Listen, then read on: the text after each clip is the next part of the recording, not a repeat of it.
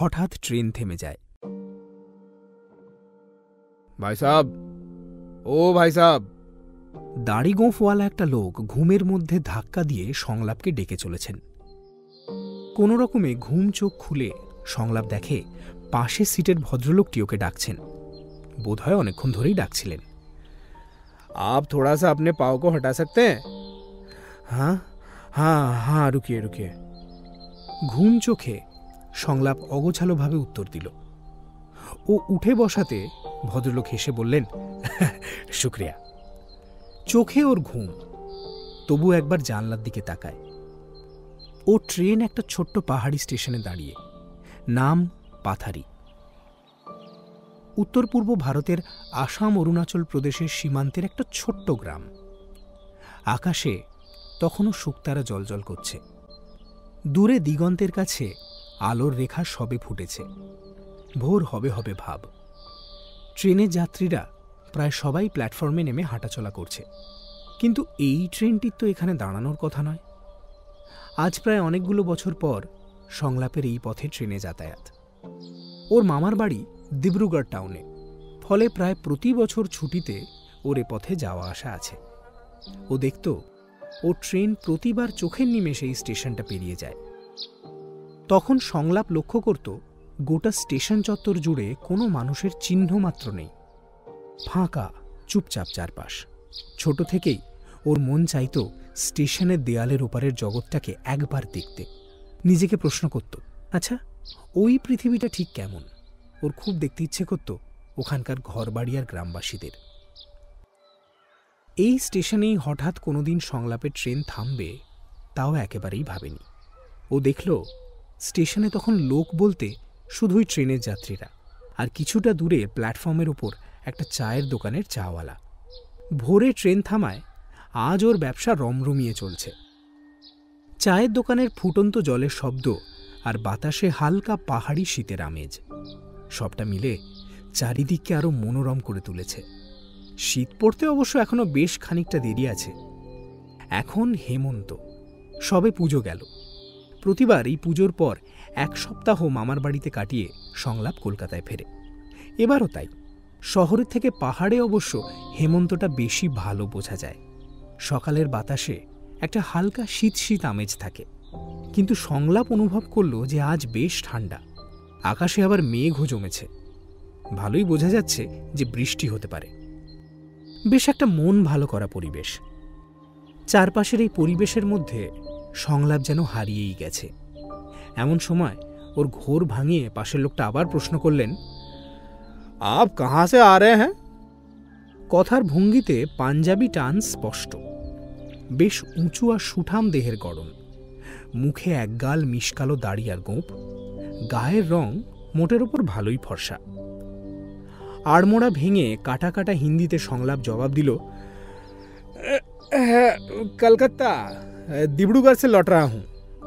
अच्छा अच्छा अच्छा, घूमने गए थे क्या?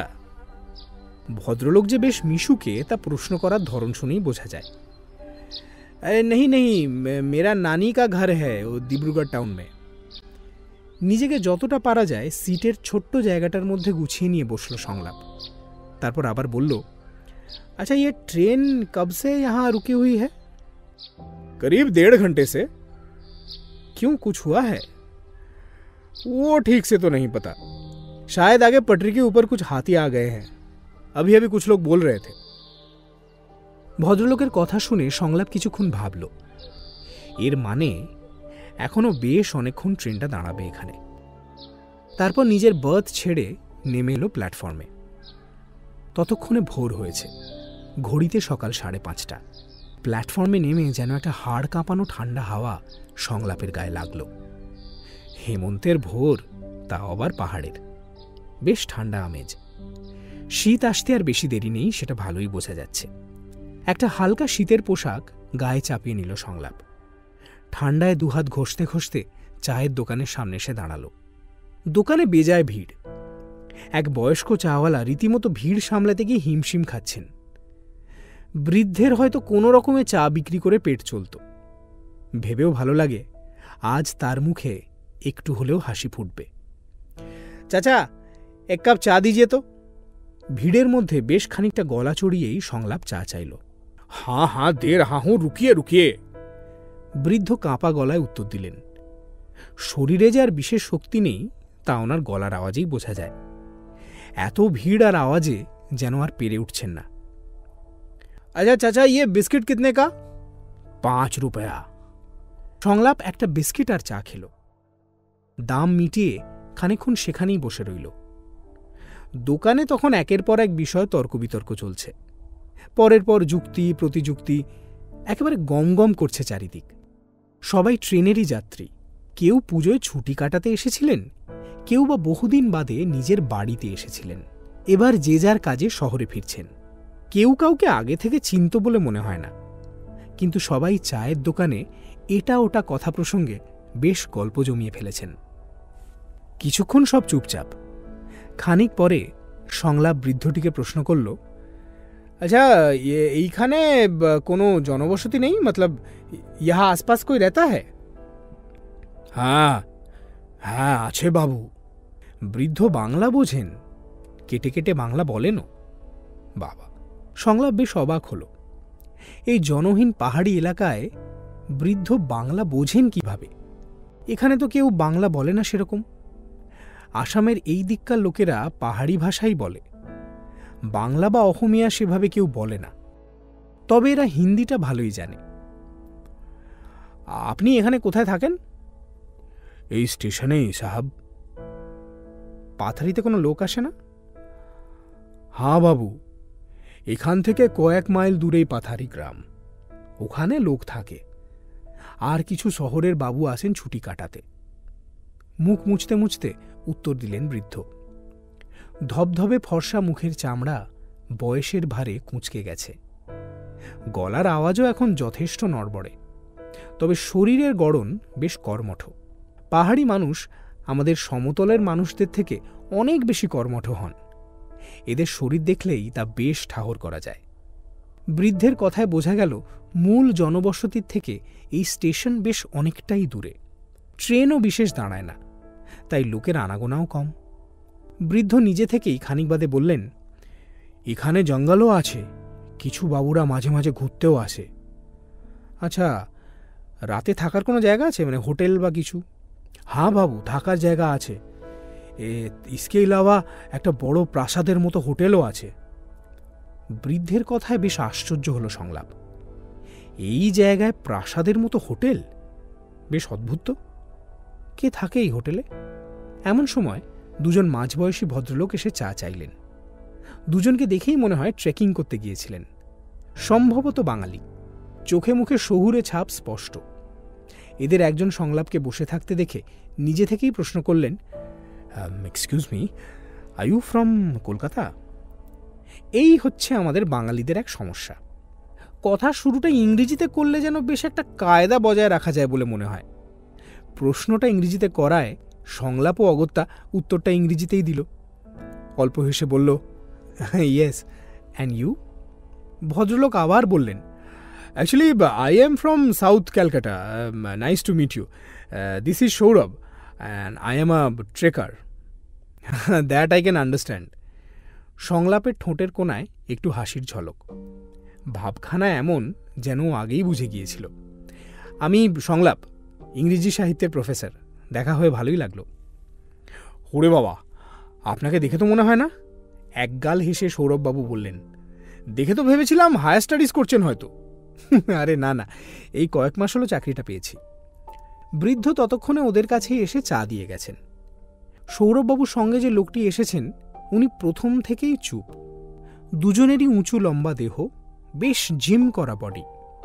দেখেই বোঝা যায় পাহাড় চড়তে একেবারে চোস্ত। সংলাপও আরেকটা চা নিল। চুমুক দিতে দিতে সৌরভবাবুকে প্রশ্ন করল, আচ্ছা আপনি কোথায় ট্রেক করেছেন এতদিন? অনেক জায়গায়। গরম চায়ে একবার অল্প করে চুমুক দিয়ে সৌরভবাবু আবার বলতে থাকেন, এই যেমন ধরুন সান্দাকফু, ওদিকে হিমালয়ের বেস ক্যাম্প, এরকম অনেক জায়গা। এই রিসেন্টলি তাওয়াং থেকে ফিরছি। যাওয়ার সময় একবার এই পাথারি গ্রামে স্টে করেছিলাম। ভাগ্য দেখুন, সেই ফেরার পথে এখানেই আবার ট্রেন আটকালো। এখানে থেকেছিলেন? বেশ উত্তেজিত হয়ে জিজ্ঞেস করল সংলাপ। হ্যাঁ, খুব সুন্দর গ্রাম, ছোট্ট, কম লোকজন, পাহাড়, জঙ্গল, ঝর্ণা সব একসাথে পাবেন। যারা একটু নিরিবিলি জায়গায় থ্রিলিং এক্সপিরিয়েন্স চায় তাদের জন্য বেশ ভালো জায়গা। থ্রিলিং কেন? থ্রিলিং বলতে ওই একটা হিস্ট্রি আছে না জায়গাটার, সেটাই বা কম কি। তার মধ্যে জঙ্গলে জন্তু জানোয়ারের ভয়ও আছে। আমার আবার এসব খুব ভালো লাগে। থ্রিলিং? থ্রিলিং কীরকম? এই যেমন ধরুন, ওই যে স্টেশনের যে গেটটা দেখছেন, ডান হাতে চায়ের ভাঁড় থাকায় বাঁ হাত দিয়ে দেখালেন সামনের লাল রঙের গেটের দিকটায়। ওই গেটটা, ওটা দিয়ে বাইরে গিয়ে যে কাঁচা পাকা রাস্তাটা পাবেন, ওটার নামটাই কিন্তু ভারী অদ্ভুত। কি? Back to nowhere road. বাবা, দারুণ ইন্টারেস্টিং তো। হ্যাঁ, সে তো বটেই। ভদ্রলোক শেষ চুমুক দিলেন চায়। আচ্ছা, আপনি বললেন হিস্ট্রি, কীরকম হিস্ট্রি? এই জায়গাটা আসলে ইংরেজদের ছিল। ওরা পাহাড়ে ছুটি কাটাতে আসতো, আর এই সামনের জঙ্গল থেকে কাঠ কেটে চোরাই কাঠের ব্যবসাও রমরমিয়ে চলত। ফাঁকা জায়গা, কেউ দেখার নেই। ব্যাস, তারপর আস্তে আস্তে দু একজন এসে থাকতে আরম্ভ করলো। ধীরে ধীরে একটা গ্রাম হয়ে গেল এটা, যদিও এখনও খুব কম লোকই এখানে থাকে। আচ্ছা আচ্ছা, আর ওই চাচা বলছিলেন নাকি এখানে একটা বড় প্রাসাদের মতো হোটেল আছে? হ্যাঁ, এলগিন ইন। আমরা ওর কাছে একটা বাড়িতে ছিলাম, ওখানেই শুনলাম ওই এলগিন ইন নাকি হন্টেড। ও বাবা, কি করে জানলেন? লোকে বলে ওখানে নাকি পরপর বহু বছর ধরে অনেক লোক মারা গেছে, মানে আনন্যাচারাল ডেথ। আপনি যাননি ওখানে? না, সময় হয়নি, আর সবাই যেতে বারণ করলো ওদিকে। এলগিনের পরিবারেরই কয়েকজন নাকি অস্বাভাবিকভাবে পরপর মারা গেছেন। সেই থেকেই এরকম ধারণা সবার মধ্যে। আরে সাবাস, এ তো সত্যিই থ্রিলিং জায়গা, এক্সপ্লোর করতে হচ্ছে তো। বেজায় উত্তেজিত হয়ে উঠল সংলাপ। কথার মধ্যে দুজন ভদ্রলোকই উঠে দাঁড়ালেন। চায়ের দাম মিটিয়ে সৌরভবাবু একটা মুচকি হেসে সংলাপকে বললেন, যান, একবার দেখেই আসুন। কিছুক্ষণ থেমে আবার বললেন, তাহলে আজ আসি। সংলাপও হেসে বিদায় জানালো ওদের। সঙ্গে সঙ্গেই চাওয়ালা বৃদ্ধটিকে বলল, আচ্ছা চাচা, এখানে কলকাতা যাওয়ার কোন কোন ট্রেন দাঁড়ায়? দুপুরে একটা দাঁড়ায়, হাওড়া যাওয়ার, ওই 2টো নাগাদ। ব্যাস, সংলাপ প্ল্যান করে ফেলেছে। আজ এখানে থেকে কাল দুপুরের ট্রেনে ব্যাক টু কলকাতা। ছোট থেকেই এই নির্জনতা, স্টেশনের ওপারে শান্ত পৃথিবী ওকে টেনেছে। চোখের নিমেষে পেরিয়ে গেছে জায়গাটা। আজ একবার সুযোগ যখন হয়েছে, ঠিক করলো দেখেই আসবে। তড়িঘড়ি ও ট্রেন থেকে জিনিসপত্র নিয়ে নেমে এলো। আর দেরি নয়, হাতে মাত্র একটাই দিন। সঙ্গের জিনিসপত্র পিঠে ঝুলিয়ে বেরিয়ে পড়ল স্টেশনের বাইরে। কোনো লোক নেই সেখানে, শুধু একটা পাথুরে রাস্তা চলে গেছে জঙ্গলের দিকে। বাকি সব শুনশান। সংলাপের মনে প্রশ্ন জাগল, এবার? সঙ্গে সঙ্গেই একটা দমকা শীতল হাওয়া যেন ওর শরীরটাকে ভেতর থেকে কাঁপিয়ে দিল। পাথারি তাহলে এভাবে স্বাগত জানালো সংলাপকে? সত্যি তো, এই নির্জন জায়গায় এবারও কি করবে? জানতে হলে শুনতে থাকুন হোটেল এলগিন ইনের পরবর্তী এপিসোড।